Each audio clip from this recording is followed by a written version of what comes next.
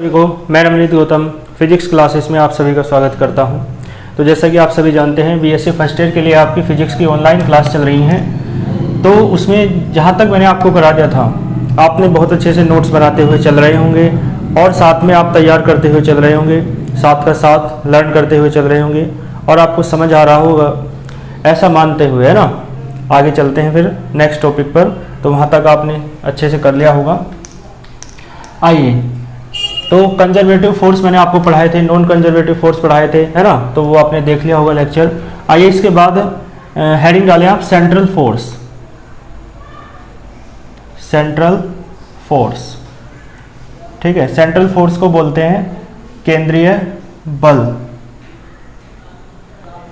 ठीक है। Central force क्या होता है, केंद्रीय बल क्या होता है, ये आपको समझना है, कोई दिक्कत वाली बात नहीं होगी, ठीक है। तो सेंट्रल फोर्स देखो क्या होता है, नाम से स्पष्ट हो रहा होगा। सेंट्रल यानी सेंटर की ओर या सेंटर से बाहर, यानी सेंटर से रिलेटेड है कुछ, है ना। ऐसा फोर्स जो सेंटर से रिलेटेड है तो सेंटर की ओर होगा या सेंटर से बाहर की ओर होगा। तो कहने का मतलब ये हुआ, ऐसा फोर्स, ऐसा बल जो सेंटर की ओर होता है या सेंटर से बाहर की ओर होता है, ठीक है। और सेंटर भी क्या होता है, सेंटर जो होता है, सेंटर का अर्थ समझिए आप। सेंटर क्या होता है, सेंटर होता है एक फिक्स्ड पॉइंट, क्लियर है। सेंटर का क्या मीन्स होता है, फिक्स्ड पॉइंट यानी स्थिर बिंदु। तो देखो ध्यान देना, यानी ऐसा पॉइंट, मतलब ऐसा फोर्स जो एक सेंटर की ओर होता है या सेंटर से बाहर की ओर होता है। और सेंटर का मीन्स क्या बताया मैंने, फिक्स्ड पॉइंट। तो ऐसा फोर्स जो किसी फिक्स्ड पॉइंट की ओर होता है, मतलब किसी फिक्स्ड पॉइंट की ओर लगता है या किसी फिक्स्ड पॉइंट से बाहर की ओर लगता है, तो ऐसा फोर्स क्या कहलाएगा आपका, सेंट्रल फोर्स, केंद्रीय बल।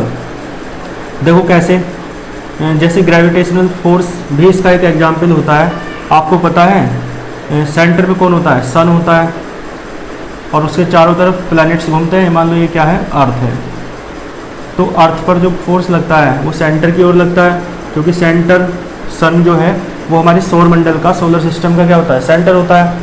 तो जो ग्रेविटेशनल फोर्स है आपका, ठीक है, जो ग्रेविटेशनल फोर्स है यानी जो गुरुत्वाकर्षण बल है, वो क्या होता है, सेंट्रल फोर्स का एग्जाम्पल होता है, ठीक है। ऐसे आप देख सकते हो, देखो आपको पता है सेंटर में नाभिक होता है यानी न्यूक्लियस, और कक्षाओं में कौन होते हैं, ऑर्बिट्स में इलेक्ट्रॉन होते हैं। तो ये इलेक्ट्रॉन है और ये क्या है, न्यूक्लियस, नाभिक। तो आपको पता है ये अट्रैक्ट करेगा, क्लियर है ना। ये माइनस प्लस का है और ये माइनस का है, तो एक दूसरे के बीच कौन सा फोर्स लगेगा, इलेक्ट्रोस्टैटिक अट्रैक्शन फोर्स यानी वैद्युत आकर्षण बल। तो ये भी देखो एक फिक्स्ड पॉइंट की ओर लग रहा है, ठीक है। और ऐसा भी हो सकता है, देखो ये भी खींचता है इसे, ये भी तो इसे खींचेगा, तो इसका मतलब फिक्स्ड पॉइंट से बाहर की ओर लग सकता है या फिक्स्ड पॉइंट की ओर लग सकता है। देखो सन जो है अर्थ को खींचता है, ठीक है, तो अर्थ भी तो सन को खींचती है, तो फिक्स्ड पॉइंट से बाहर की ओर लग सकता है। बात समझ में आई आपको।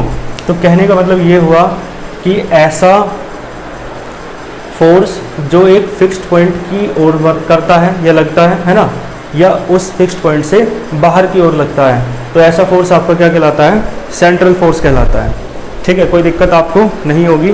तो सेंट्रल फोर्स, आइए मैं इसकी डेफिनेशन लिख देता हूँ, ठीक है, इसे देख लेंगे आप।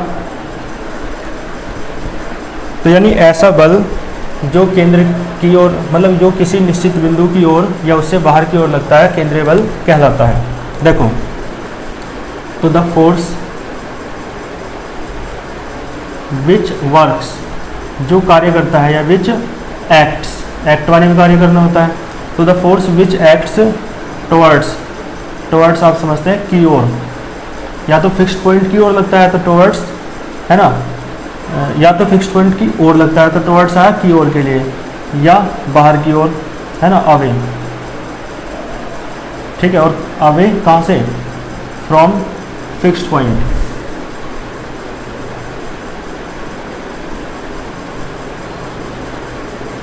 बात क्लियर है। तो ऐसा फोर्स जो वर्क करता है, जो एक्ट करता है, जो कार्य करता है ना, टुवर्ड्स की ओर, किसकी ओर, टुवर्ड्स द फिक्स्ड पॉइंट, या तो फिक्स्ड पॉइंट की ओर कार्य करता है। और अवे, अवे माने बाहर की ओर, फ्रॉम फिक्स्ड पॉइंट। तो यानी फिक्स्ड पॉइंट से या तो बाहर की ओर काम करेगा, वर्क करेगा ये फोर्स, या फिक्स पॉइंट की और वर्क करेगा। ठीक है, तो ऐसा फोर्स क्या कहलाता है, इज नोन एज, लिख देंगे आप सेंट्रल फोर्स। बात समझ में आई आपको सेंट्रल फोर्स क्या है? तो सेंट्रल फोर्स एक ऐसा फोर्स है जो या तो फिक्स्ड पॉइंट की ओर वर्क करता है या फिक्स्ड पॉइंट से बाहर की ओर वर्क करता है। क्लियर है? तो देखो जैसे कि मैंने आपको बताया, दोनों एग्जाम्पल देखे वो समझाया नहीं था, तो इसके एग्जाम्पल में यही हो जाएंगे। एक तो ग्रेविटेशनल फोर्स यानी गुरुत्वाकर्षण बल, और दूसरा हो जाएगा इसका इलेक्ट्रोस्टैटिक फोर्स यानी वैद्युत बल, इलेक्ट्रोस्टैटिक फोर्स। ठीक है, तो ये सब इसके क्या है, दोनों एग्जाम्पल हैं।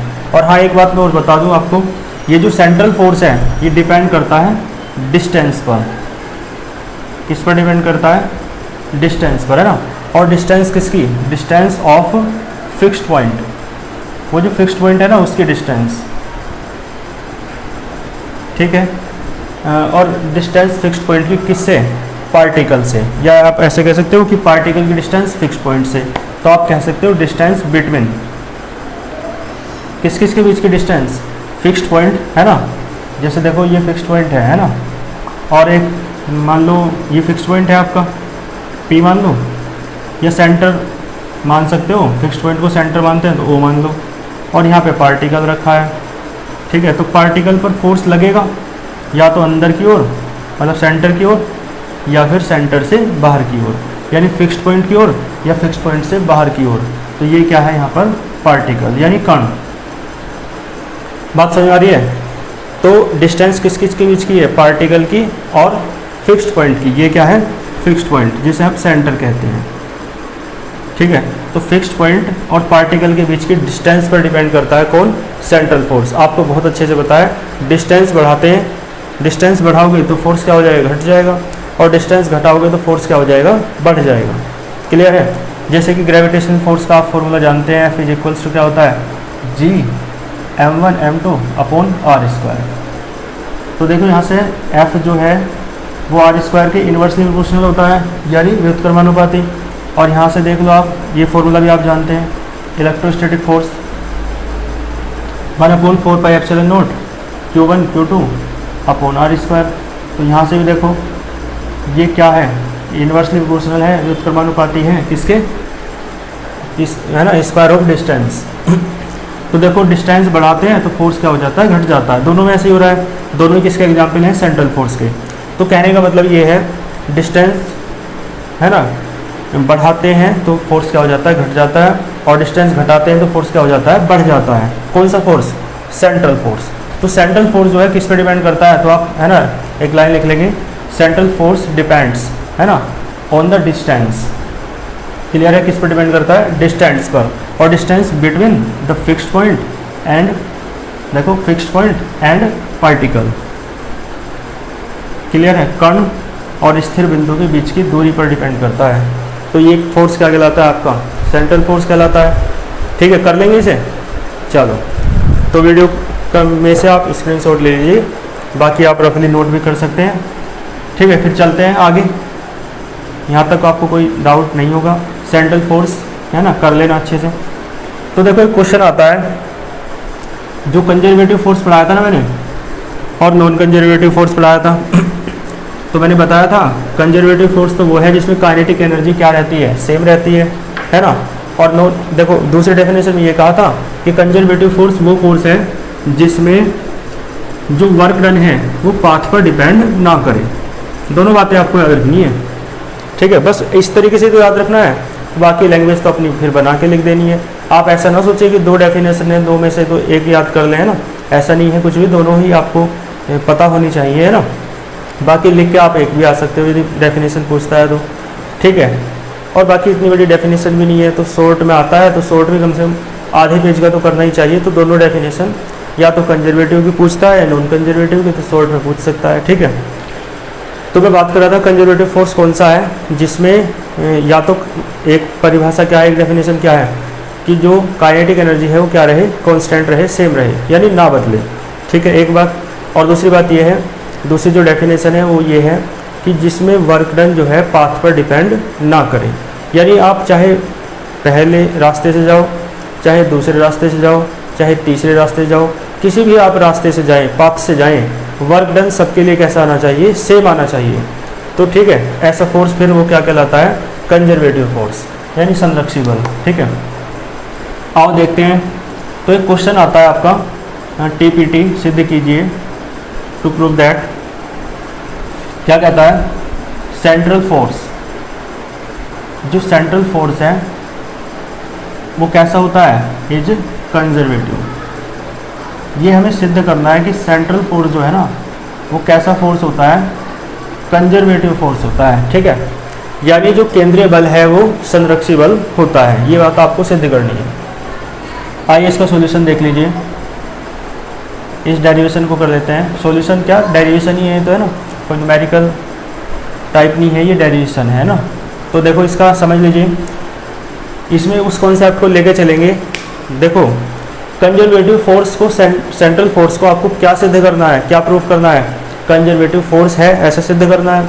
तो कंजर्वेटिव फोर्स की आपको एक बात पता है कि कंजर्वेटिव फोर्स जो है उसमें वर्क डन पाथ पर डिपेंड नहीं करता है। तो हम एक काम करेंगे, दो पाथ मान के चलेंगे, दो रास्ते है ना। तो पहले रास्ते के लिए, पहले पाथ के लिए वर्क डन निकाल लेंगे और दूसरे पाथ के लिए वर्क डन निकालेंगे और फिर देखेंगे कि दोनों से वर्क डन सेम आ रहा है नहीं। यदि दोनों से वर्क डन सेम आ जाए तो वर्क डन पाथ पर डिपेंड नहीं कर रहा है, कितने रास्ते आप बदलो वर्क डन सेम आ रहा है, तो इसका मतलब फोर्स कौन सा हो जाएगा, कंजर्वेटिव हो जाएगा। ठीक है, और यदि वर्क डन पाथ पर डिपेंड करता है तो वर्क डन जो है अलग अलग पाथ के लिए अलग अलग आएगा, तो फिर फोर्स कौन सा हो जाएगा, नॉन कंजर्वेटिव। लेकिन वो खुद कह रहा है कि ऐसा होता है, तो आपको सिद्ध करके बताना है ऐसा होता है कि सेंट्रल फोर्स कैसा होता है, कंजर्वेटिव होता है। ठीक है, तो सेंट्रल फोर्स तो कंजर्वेटिव होता ही है, लेकिन प्रूफ करना है। तो देखो क्या करेंगे, दो पाथ लेके चलेंगे, पहला पाथ दूसरा पाथ। पहले पाथ के लिए वर्क डन निकालेंगे, दूसरे पाथ के लिए वर्क डन निकालेंगे और फिर देखेंगे दोनों पाथ के लिए जो वर्क डन की वैल्यू है वो सेम आती है, कैसे आती है, सेम तो आएगी क्योंकि प्रूफ करना है ना, क्योंकि ऐसा होता है।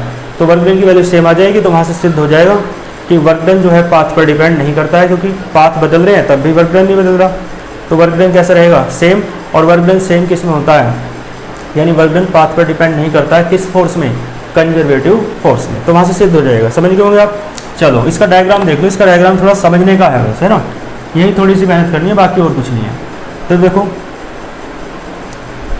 इस तरीके से पहला रास्ता है, ये आपका दूसरा रास्ता है। ठीक है जी, पहला पाथ और दूसरा पाथ। डायग्राम दिख रहा है आपको क्लियरली। चलो तो देखो पहला पाथ आपका ये है और सेकंड पाथ ये है। मान लो ये पॉइंट है आपका ए और ये पॉइंट है आपका बी। ठीक है, ये क्या है, पाथ फर्स्ट। मैं लिख देता हूँ पाथ फर्स्ट। और ये क्या है आपका, पाथ सेकंड। पहला रास्ता है, दूसरा रास्ता यानी मार्ग है ना। ठीक है, देखो ध्यान देना, आपको पता है फोर्स पार्टिकल चल रहा है ना, पार्टिकल चल रहा है इस तरीके से चलेगा, है ना। एक रास्ता इससे ए से बी पे जाना है मान लो पार्टिकल को, तो वो क्या है, या तो इस पाथ से जा सकता है, पाथ फर्स्ट से, या इससे जा सकता है। तो इस ओर पार्टिकल चल रहा है तो पार्टिकल उस ओर ही तो चलता है जिस ओर फोर्स लगता है, तो इसका मतलब है फोर्स की डायरेक्शन भी इस तरफ होगी। ठीक है ना। तो फोर्स देखो, फोर्स जो है, फोर्स की डायरेक्शन किस तरफ होगी, इस तरफ। ठीक है, तो देखो इस पॉइंट पर है मान लो पार्टिकल, है ना, तो फोर्स की डायरेक्शन इस तरफ है तभी तो आगे चल रहा है। और ऐसे ही देखो अब पार्टिकल मान लो ये पहले रास्ते के लिए हो गया, दूसरे रास्ते पर हो यदि पार्टिकल, तो इस तरफ फोर्स लगेगा। भाई पार्टिकल मान लो यहाँ है तो फोर्स तो आगे की तरफ लग रहा है तभी तो इस तरफ चल रहा है। ठीक है ना। और देखो यहाँ पे पार्टिकल है तो फोर्स आगे की तरफ लग रहा है तभी तो आगे चल रहा है, पीछे की तरफ लगता है तो आगे क्यों चलता पार्टिकल, है ना। समझा। तो देखो पहला जो फोर्स है मान लो वेक्टर F1 है, दूसरा जो फोर्स है वो मान लो वेक्टर F2 है। ठीक है जी, बात समझ आ रही है। और ये है आपका सेंटर। ठीक है, क्या है, सेंटर। सेंटर क्यों है, क्योंकि सेंट्रल फोर्स है ना, तो ये जो फोर्स है मैंने बताया था या तो सेंटर से बाहर की ओर होता है या सेंटर की ओर होता है। तो ये जो फोर्स है सेंटर से बाहर की ओर है, तो फिर भी कौन सा फोर्स होगा, सेंट्रल फोर्स। ये फोर्स है ये भी सेंटर से बाहर की ओर है। ठीक है, बात समझ आ रही है आपको। चलो तो ये क्या है, सेंटर। तो देखो यहाँ से आप क्या करेंगे, यहाँ पर कंपास रख के आपको कंपास रखना नहीं है, लेकिन जो तरीका है वो मैं बता रहा हूँ आपको। तो ऐसे ड्रॉ करना है जिस तरीके से मैं ड्रॉ कर रहा हूँ हाथ से। बाकी आप कंपास की भी हेल्प ले सकते हो यदि आपका हाथ साफ नहीं है तो यहाँ पे कंपास रख के स्मॉल आर त्रिज्या लेनी है, डिस्टेंस वो लेनी है रेडियस, और यहाँ पर एक चाप लगा देना है, यानी आर्क खींच देनी है इस तरीके से। देखो ठीक है, स्मॉल आर त्रिज्या कितनी लोगे कंपास में, ये तो आपको पता ही नहीं है कि स्मॉल आर क्या है, तो इसलिए क्या है अंदाजे से मैं बता रहा हूँ ना।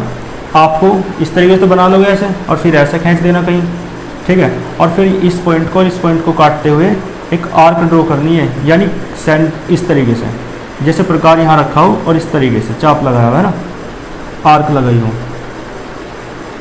ठीक है। तो देखो ये जो है ना, मान लो ये जो आपका है यहाँ से प्रकार रखा, तो रेडियस कितनी है मान लो आर, तो ये भी रेडियस हो जाएगी। तो रेडियस कितनी मानी आपने आर। अब एक दूसरा चाप लगाएंगे, दूसरी आर्क ड्रॉ करेंगे, लेकिन उसकी रेडियस होगी आर प्लस डी आर, तो थोड़ी सी ज़्यादा होगी इस तरीके से, इसी के पैरेलल चलना है, ठीक है।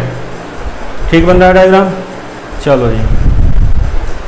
तो ये तो आर है, ये जो रेडियस थी पहले वाली वो कितनी थी आर, ये कितनी थी आर, लेकिन ये कितनी है डी आर, ठीक है। ये कितनी है देखो, ये वाली कितनी हो जाएगी, है ना भाई। जब दूसरी वाली रेडियस है, पहली तो आर है, दूसरी है आर प्लस डी आर, तो आर तो ये है, ये कितनी हो जाएगी डी आर, तो ये और ये कितनी हो जाएगी डी आर, ये भी डी आर और ये भी डी आर, क्योंकि सारा सेम है ना बिल्कुल, ठीक है। डायग्राम में एक एक स्टेप बहुत अच्छे से समझना। अब एक बात सुनो, यहाँ पे जो पार्टिकल चल रहा है आगे, तो उसका डिस्प्लेसमेंट इस डायरेक्शन में है या नहीं, इस डायरेक्शन में डिस्प्लेसमेंट है, इस डायरेक्शन में। चलो थोड़ा सा एरो और आगे बढ़ा लो चाहे, तो डिस्प्लेसमेंट ये है ना, लाइन सीधी खींच लो इस तरीके से, है ना डिस्प्लेसमेंट है। तो ये है आपका डिस्प्लेसमेंट, मान लो सेकंड पाथ के लिए है, तो कितना मान लो डी वेक्टर आर टू, ठीक है। और ऐसे यहाँ खींच लो, ठीक है। तो ये क्या मान लो डी वेक्टर आर वन। बात समझ में आ रही है आपको, डायग्राम समझ में आ रहा है, चलो। तो डी वेक्टर आर वन, यानी यहाँ से जो डिस्प्लेसमेंट है इतना, वो कितना, ये जो दिख रहा है क्या ना इतना, ये कितना है डी आर वन, और इधर जो डिस्प्लेसमेंट है डी आर टू। हालांकि आपको लग रहा है कि जैसा इधर है वैसे इधर है, तो ऐसा है भी, यानी डी आर वन और डी आर वन है ना, तो जितना ये है उतना ये है, लगभग बराबर ही होगा, वो बात की बात है। यहाँ तक समझ आ रहा है। ये जो एंगल है मान लो कितना है थीटा वन, और ये जो एंगल है मान लो कितना है थीटा टू, ठीक है। क्लियर है डायग्राम आपको, पहला एंगल थीटा वन है और दूसरा एंगल कितना है थीटा टू। अब देखो, ठीक है, बस और कुछ नहीं है इसमें, डायग्राम में आपको कोई दिक्कत नहीं होगी। इस तरीके से आपका डायग्राम बन गया है। तो देखो जैसा डायग्राम में आपको दिख रहा है बिल्कुल वैसा ही आपको लिखना है। तो मैं बता देता हूँ, देखो लेट ए पार्टिकल, कोई कण है जो बिंदु ए से बी तक जा रहा है, मोशन कर रहा है ना, मूव्स। तो let a particle, let us consider a particle is moving, जब moves from point A to B, clear है, along path first and along path second. पहले पाथ ए के वो फर्स्ट के एलोंग चल रहा है, फिर मान लो किसके एलोंग चल रहा है पाथ सेकंड के, क्लियर है। चलो तो एक बार बताओ आप मुझे, फिर देखो क्या लिखना है, फिर आपको ये कहना है द डायरेक्शन, या आप ऐसे कह सकते हो there are two forces, there are two central forces, vector F1 and vector F2 at point P and Q। ये पॉइंट P मान लो और ये पॉइंट आप क्या मान लो Q। तो there are two central forces, vector F1 and vector F2 at point P and Q respectively, ठीक है। देखो मैं एक बार बता रहा हूँ, जो मैं यहाँ लैंग्वेज बोल रहा हूँ और जो PDF नोट्स में आपको मिल सकती है थोड़ी सी डिफरेंट हो सकती है, क्योंकि हर है ना लैंग्वेज तो याद नहीं करनी चाहिए, रटनी नहीं चाहिए, तो इसलिए है ना मैं जितनी बार बोलूँगा उतनी ही बार अलग बोलेगी, इसलिए कोई चिंता की बात नहीं है। मेन चीज़ क्या है, कॉन्सेप्ट आपको समझना है, चाहे तो आप ये लैंग्वेज लिख लें, चाहे आप PDF नोट्स की लिख लें, और फिर चाहे दोनों के कॉम्बिनेशन से और किसी बुक की हेल्प से आप अपनी लैंग्वेज बना के लिखें, ठीक है। तो बहुत ही अच्छी बात है। तो आपको जो अच्छा लगे अपने तरीके से कर लीजिएगा। आपका ग्रेजुएशन का लेवल है तो आप इतना समझते होंगे, यहाँ तक समझ में आया आपको? तो दो फोर्सेस थे सेंट्रल, पहला क्या है F1 है और दूसरा क्या है F2 है। और देखो ध्यान देना, फिर क्या कहेंगे, we draw an arc, arc माने चाप, we draw an arc of radius, we draw arc, arcs का हो बल्कि दो आर्क खींच रहे हैं, एक की रेडियस r है और एक की दूसरे की रेडियस है r प्लस डी आर। तो लिखेंगे ऐसे, वी ड्रॉ टू आर्क्स, ठीक है, ऑफ रेडियाई, रेडियाई यानी radius, of radius small r and r plus D R. पहले की रेडियस स्मॉल r थी, दूसरे की रेडियस क्या है r plus D R. Clear है, बात समझ आ रही है? तो फिर हाँ एंगल की बात कर लो, ठीक है, क्या कहोगे, let θ1 be the angle between vector F1 and vector dr1 and θ2 be the angle between vector F2 and vector dr2। ठीक है, यहाँ तक क्लियर है आपको? चलो तो देखो इसमें अब क्या करना है, एक काम करते हैं, मैंने कहा था ना ये पहला पाथ है, इसमें वर्क डन निकाल लो, ये दूसरा पाथ है, इसमें वर्क डन निकाल लो, और दोनों वर्क डन देख लेंगे बराबर आएंगे तो प्रूफ हो जाएगा कि वर्क डन जो है पाथ पर डिपेंड नहीं कर रहा है। और यही बात होती है कंजर्वेटिव फोर्स में, तो सिद्ध हो जाएगा कि सेंट्रल फोर्स क्या है, कंजर्वेटिव फोर्स है। क्लियर है? चलो तो देखो करना क्या है, वर्क डन निकाल लेते हैं। लैंग्वेज तो मैंने सारी बोल दी है, बाकी मैं पीडीएफ नोट्स आपको दे दूंगा, है ना, तो उससे आप लिख लेंगे हेल्प से। तो देखो क्या निकालेंगे, वर्क डन। तो देखो देन वर्क डन यानी किया गया कार्य, then work done to move, वो माने चलाने के लिए, किसे चला रहे हैं, द पार्टिकल, कण को, then the work done to move, ठीक है, द पार्टिकल, और कहाँ से कहाँ तक चला रहे हो, from A to B, A से बी तक, from A to B. Clear है? और हाँ एक बात और, किस पाथ के अलोंग चला रहे हो, अलोंग पाथ फर्स्ट, कोई प्रथम मार्ग के अलोंग ही तो चला रहे हैं, अनुदिश। क्लियर है? तो देखो आप जानते हैं W1 हो जाएगा, W वर्क डन होता है, कार्य होता है, और vector F dot vector D R, आपको पता होगा वर्क का फॉर्मूला होता है ये, है ना, 11वीं क्लास में पढ़ा होगा। देखो इस तरीके से होता है, बल्कि W इक्वल्स टू होता है vector F dot vector S, है ना। F क्या है, बल है, फोर्स है, S क्या है, डिस्प्लेसमेंट है यानी विस्थापन। क्लियर है? लेकिन यहाँ पे विस्थापन जो है, डिस्प्लेसमेंट है, वो वेक्टर dr है, और 1 के लिए कर रहे हैं तो F1, तो डिस्प्लेसमेंट कितना है, वेक्टर dr1, और फोर्स कितना है, वेक्टर F1। क्लियर है? लेकिन ये स्मॉल वर्क डन है, वो ये स्मॉल डिस्प्लेसमेंट है dr1, केवल यहाँ से लेकर यहाँ तक, लेकिन हमें चलना है यहाँ से लेकर A से लेकर B तक। और आपको पता होगा स्मॉल के लिए करते हैं और फिर कंप्लीट के लिए निकालना होता है, तो क्या कर देते हैं, इंटीग्रेशन कर दिया जाता है, समाकलन कर दिया जाता है। क्लियर है यहाँ तक? तो देखो इंटीग्रेशन कर देंगे, इंटीग्रेशन करेंगे, ठीक है, क्योंकि स्मॉल के लिए था ना, और इंटीग्रेशन भी देखो ये इतने के लिए था वर्क डन, यदि वो बिना इंटीग्रेशन वाला जो था, लेकिन हमें अब इंटीग्रेशन कर दिया तो कंप्लीट निकालना है, लेकिन कहाँ से कहाँ तक, A से B तक। तो आप लिमिट ले देंगे A टू, है ना, A टू B। क्लियर है? A टू B आपने लिमिट ले दी है, और आपको पता है ये डॉट है बीच में, और आपको एक फॉर्मूला याद होगा, वेक्टर, ये भी 11वीं क्लास में ही है, वेक्टर A डॉट B क्या होता है, AB cos थीटा। याद है फॉर्मूला? तो देखो यहाँ पे क्या लग जाएगा, W1 हो जाएगा आपका क्लोज, वो integral A to B F1 dr1 cos θ1, θ1 आएगा ना, क्योंकि यहाँ θ1 है, इक्वेशन फर्स्ट। बात क्लियर है? अब देखो सिमिलरली कर देते हैं दूसरे के लिए। देखो मैं लिख नहीं रहा, है ना, आप लिख लेंगे। तो similarly the work done to move the particle from A to B, सारा वही लेना है, लेकिन एलोंग पाथ सेकंड। अब दूसरे वाले पाथ के एलोंग करेंगे, तो आप लिख देंगे, मैं लिख रहा हूँ एलोंग पाथ सेकंड, ठीक है, दूसरे रास्ते के लिए करेंगे अब। तो देखो W2 आ जाएगा, और ये आ जाएगा A से B तक ही जाना है, बिल्कुल ऐसे ही हो जाएगा सिमिलरली A टू B, लेकिन जहाँ 1 1 था वहाँ क्या क्या आ जाएगा, 2 2, तो F2 है ना, dr2 और cos θ2। ठीक है, तो ये आगे इक्वेशन फर्स्ट आ गई, इक्वेशन सेकंड आ गई, अब हमें ये सिद्ध करना है कि इक्वेशन फर्स्ट और इक्वेशन सेकंड जो है वो दोनों कैसी हैं, बराबर हैं, यानी W1 बराबर W2 सिद्ध कर दें तो आपका काम हो जाएगा कि पहले पाथ से चल रहे हैं तब भी वर्क डन इतना आ रहा है, दूसरे पाथ से चल रहे हैं तब भी वर्क डन इतना आ रहा है।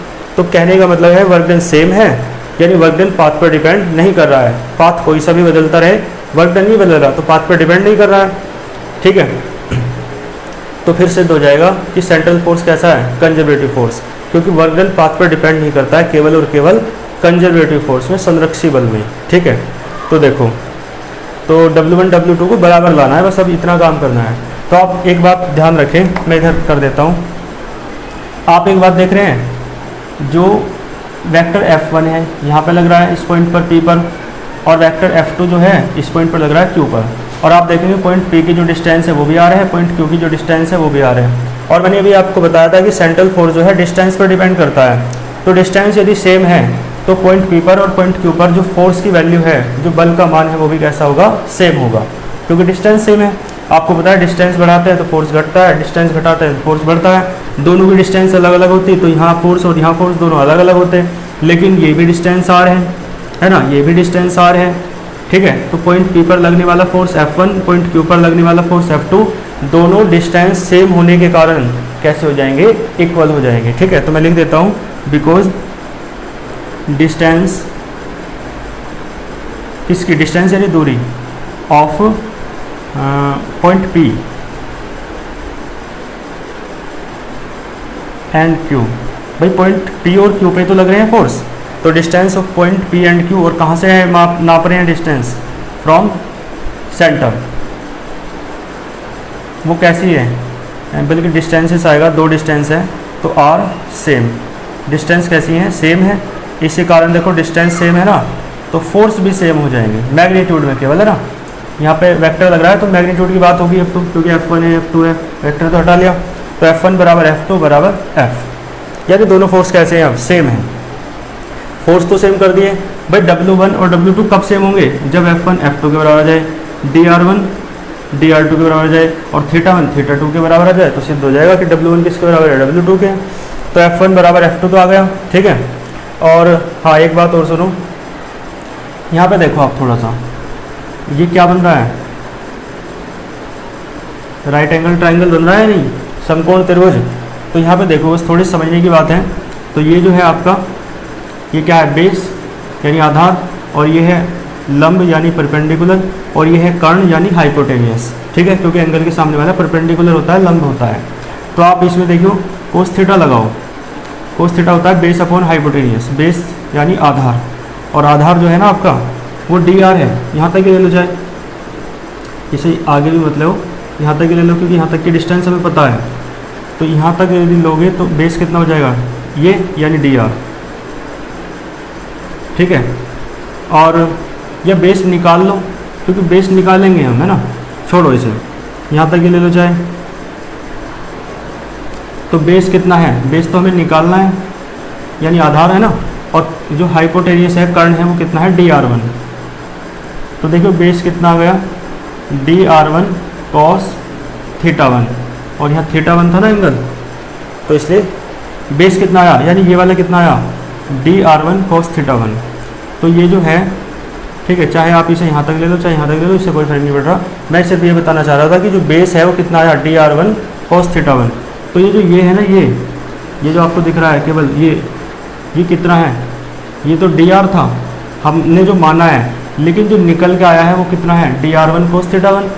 ठीक है, इसी प्रकार देखो इधर का निकालोगे, ये वाला इतना, ठीक है ना, तो इतना जो निकल के आया है वो कितना आया है, DR1 cos θ1, और जो हमने माना था शुरुआत में वो DR था। तो इसका मतलब है जो DR है वो किसके बराबर आया है, DR1 cos θ1। ठीक है, यदि इतना ही ट्राइंगल ले, है ना, तब है ये बात, और पूरा ले लोगे तो फिर उसकी कोई ज़रूरत नहीं है, क्योंकि हमें इतनी डिस्टेंस निकालनी है, बेस इतना ही तो चाहिए। ठीक है, तो यानी देखो बेस किसके बराबर आया, DR1 cos θ1। तो यानी बेस पहले इतना माना था DR, और अब आया है DR1 cos θ1। तो DR किसके बराबर है, जो पहले माना जो अब आया, वो दोनों बराबर हो जाएंगे। और इस ट्राइंगल के लिए निकालोगे तो कितना आएगा, DR2 cos θ2, और ये भी किसके बराबर है, DR2 cos θ2, DR के, क्योंकि सारा एक ही तो है ये। तो ठीक है, ये भी कितना आ जाएगा dr2 cos θ2। तो यहाँ से ये बात समझ में आई आपको कि dr cos θ1 किसके बराबर है, dr2 cos θ2 के बराबर है, और ये दोनों ही किसके बराबर हैं, dr के बराबर है। क्लियर है? तो यहाँ से देखो ये बात भी सिद्ध हो जाएगी। ठीक है, तो यहाँ पे एक बात और कह सकते हैं, एक तो मैंने ये लिख दिया बिकॉज, और है ना, और फ्रॉम द डायग्राम, कहाँ से, फ्रॉम द डायग्राम।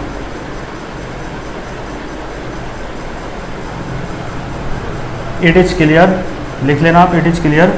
क्या ये क्लियर है कि dr बराबर किसके है, dr1 cos θ1 बराबर dr2 cos θ2। ठीक है, अब आप देखो यदि dr1 cos θ1 dr2 cos θ2 बराबर हो गए नहीं, और f1 f2 बराबर हो गए। ठीक है, तो फिर आप देखो w1 और w2 भी तो बराबर आ गए।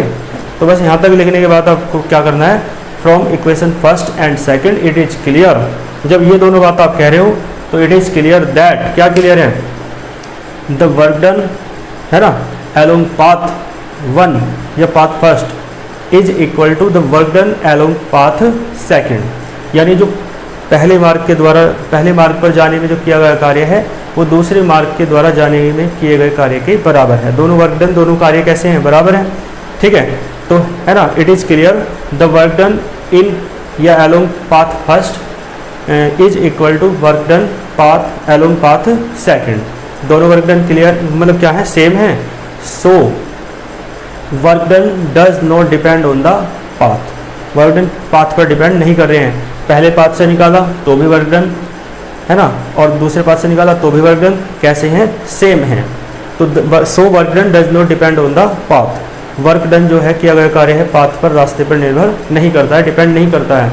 तो कंजर्वेटिव फोर्स यही तो होता है भाई, कंजर्वेटिव फोर्स की डेफिनेशन है कि ऐसा फोर्स जिसमें वर्क डन पाथ पर डिपेंड ना करे, ऐसा फोर्स क्या कहलाता है, कंजर्वेटिव फोर्स कहलाता है। और ये फोर्स दोनों सेंट्रल फोर्स थे, मैंने बताया, क्योंकि इनकी डायरेक्शन कहाँ है, सेंटर से बाहर की ओर है, मतलब फिक्स पॉइंट से बाहर की ओर है, जो सेंट्रल फोर्स का लक्षण होता है ना। तो ये सेंट्रल फोर्स था, और अब ये पाथ पे भी डिपेंड नहीं कर रहा, तो इसका मतलब सिद्ध हो तो गया कि ये सेंट्रल फोर्स क्या है, वास्तव में कंजर्वेटिव फोर्स है। ठीक है, तो ये डेरिवेशन कंप्लीट हुआ। बस इसके आगे अब हैंस करके जो मैंने बोला ना, so the work done does not depend on the path, इसके बाद हैंस करके आप लिख सकते हैं, hence central force is conservative force. ठीक है, प्रूव, ये प्रूव हुआ। क्लियर है? तो इसके PDF नोट्स भी आपको मिल जाएंगे। इस डेरिवेशन को आप बहुत अच्छे से कर लीजिएगा, बहुत अच्छा डेरिवेशन है। ठीक है, तो मिलते हैं फिर नेक्स्ट लेक्चर में। आप बहुत अच्छे से इसे तैयार कर लीजिएगा, नोट्स बनाइएगा, और प्रसन्न रहिए, मुस्कुराते रहिए, पढ़ते रहिए। ठीक है, मिलते हैं फिर नेक्स्ट लेक्चर में। All the very best.